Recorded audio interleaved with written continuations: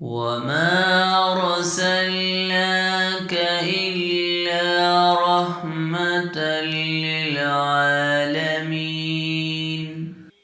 نبی کریم صلی اللہ علیہ وسلم بنی نوع انسان کے لیے اللہ کے آخری نبی ہیں، اور آپ پر نازل ہونے والی کتاب قرآن مجید اللہ تعالیٰ کی آخری کتاب ہے، لہذا نبی کریم صلی اللہ علیہ وسلم کی پاکیزہ زندگی امت مسلمہ کے لیے تا قیامت واجب الاتباع، رشد و ہدایت کا ابدی سرچشمہ اور ذریعہ نجات ہے۔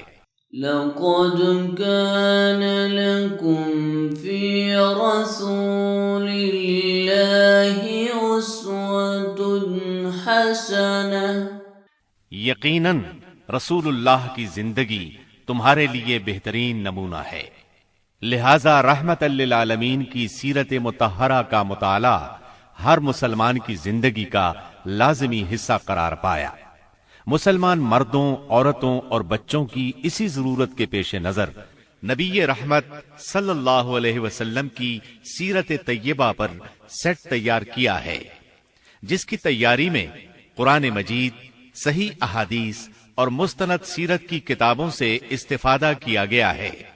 اس سیٹ میں سیرت النبی صلی اللہ علیہ وسلم کو مفصل طور پر بیان کیا گیا ہے۔ نبی صلی اللہ علیہ وسلم کی زندگی کے تمام پہلو اور واقعات ترتیب وار انتہائی دلچسپ انداز، خوبصورت آواز اور آسان الفاظ میں بیان کیے گئے ہیں۔ لیجئے سماعت فرمائیے رحمت للعالمین۔ سیرت نبوی کو مکمل طور پر بیان کرنا اس وقت تک ممکن نہیں جب تک اسلام سے پہلے اور بعد کے حالات کا تقابل نہ کیا جائے۔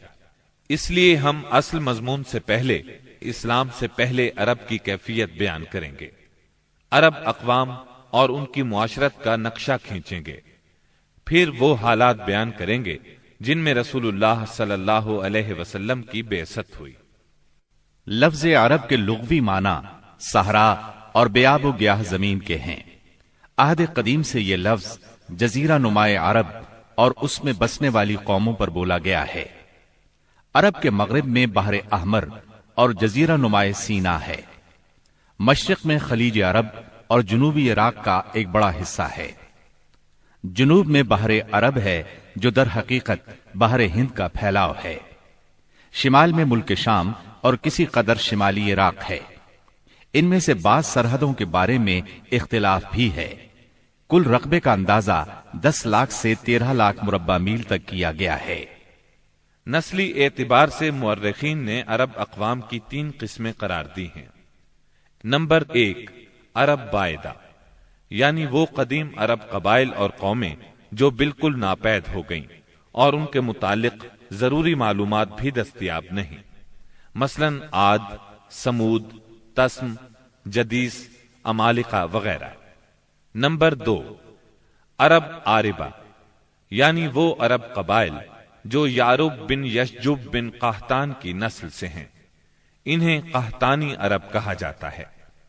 نمبر 3، عرب مستعربہ، یعنی وہ قبائل جو سیدنا اسماعیل علیہ السلام کی نسل سے ہیں، انہیں عدنانی عرب کہا جاتا ہے۔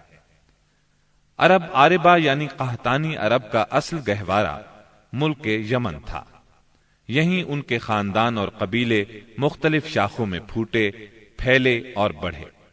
ان میں سے 2 قبیلوں نے بہت شہرت حاصل کی، ایک ہمیر جس کی مشہور شاخیں زید الجمہور، قزاع اور سکاسک ہیں، دوسرا کہلان جس کی مشہور شاخیں ہمدان، انمار، مزہج، تے، کندہ، لخم، جزام، ازد، اوس، خزرج اور اولاد جفنا ہیں، جنہوں نے آگے چل کر ملک شام میں بادشاہت قائم کی اور آل غسان کے نام سے مشہور ہوئے۔